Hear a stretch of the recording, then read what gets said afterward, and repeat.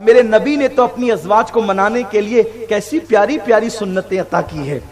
جب اماں جان عائشہ صدیقہ ناراض ہو کے حضور سے بیٹھ جاتی, اچھا جس دن ہماری بیوی ناراض ہو کر کے بیٹھے تو ہماری تمنا ہوتی ہے کہ یہی بات شروع کریں, غرض تو انہی کو ہے, بات یہی شروع, ہم تو ترم کھائیں, ہم تو بات نہیں شروع کر سکتے, ہم تو نہیں منا سکتے, اسے منانا چاہیے, ہم نہیں منائیں گے.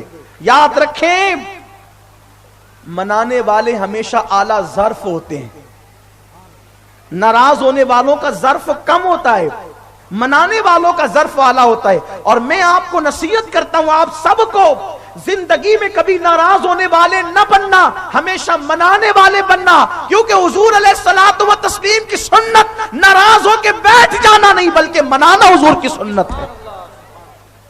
روٹنے کا سبب تو تم جانو, ہم تو مصروف ہیں منانے میں. اور یاد رکھنا روٹنے میں وہ مزے نہیں آتے جو منانے میں مزے آتے ہیں, اس لیے کہ روٹنے والا جب کسی منانے والے سے مان جاتا ہے تو ساری زندگی اپنے روٹنے پر شرمندہ رہتا ہے, لیکن منانے والا جب کسی کو منا لیتا ہے تو ساری زندگی اپنے منانے پر وہ فخر کرتا ہے. اس لیے منانے والے بنے, روٹنے والے نہ بنے. اس لیے میاں بیوی کے لیے نہیں کہتا ہوں, دوستوں کی محفل میں بھی ایسے بنے کہ آپ منانے والے ہو, آپ روٹنے والے نہ ہو.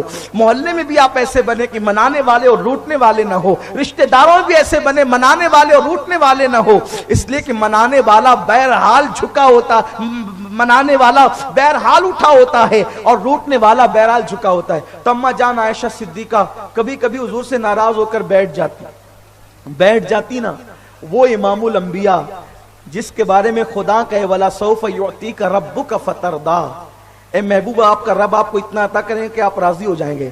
تو حضور علیہ السلام کیا کرتے پتہ ہے, جب اماں جان عائشہ ناراض ہو کر بیٹھ جاتی تو حضور علیہ السلام ان کی کان کی یہ لو پکڑتے اور کان کی لو پکڑ کر اس کو ہلکا سا دباتے اور دبا کر کہتے اے ننی منی عائشہ.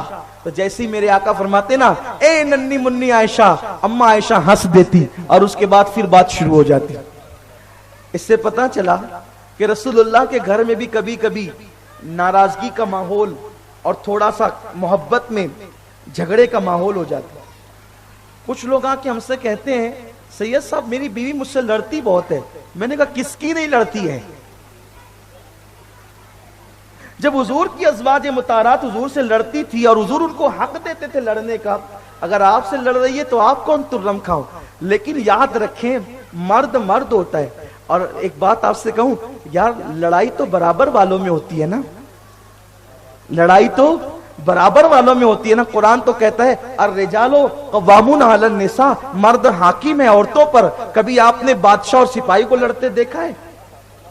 کبھی آپ نے بادشاہ اور سپاہی کو لڑتے دیکھا ہے؟ کبھی آپ نے استاد اور شاگرد کو لڑتے دیکھا ہے؟ کبھی نہیں دیکھا ہوگا اگر شریف ہے تو. اس لیے کہ بادشاہ اپنی شان کے خلاف سمجھتا ہے سپاہی سے لڑنا, استاد اپنی شان کے خلاف سمجھتا ہے شاگرد سے لڑنا, اور اسی طریقے سے سیٹ اپنی شان کے خلاف سمجھتا ہے مزدور سے لڑنا.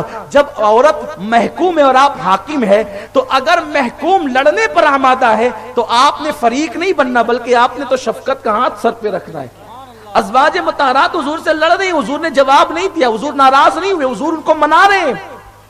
تو یاد رکھیں. لیکن کچھ لوگ میرے پاس آ کے بیٹھ کے یہ بھی کہتے ہیں الحمدللہ حضرت میرے یہاں تو بیوی سے جھگڑا نہیں ہوتا. میں نے کہا اچھا, بڑے سچے ہیں آپ, بہت سچے ہیں آپ, اور میری بیوی سے میرا جھگڑا نہیں ہوتا. ہم نے کہا جب رسول اللہ کے گھر میں ہوتا تو تیرے گھر میں نہیں ہوتا. کچھ لوگ تو کہتے ہیں ہمارے یہاں ہوتا ہی نہیں. کہا اچھی بات ہے, اللہ کرے نہ ہوتا ہو, لیکن مجھے یقین نہیں آتا. مجھے یقین نہیں آتا, اس لیے یقین نہیں آتا کہ حضور تو سب کچھ عطا کرتے تھے.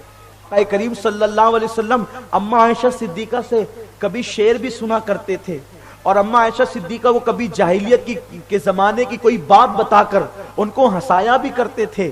حضور علیہ الصلوۃ والتسلیم کی گھریلو زندگی یہ تھی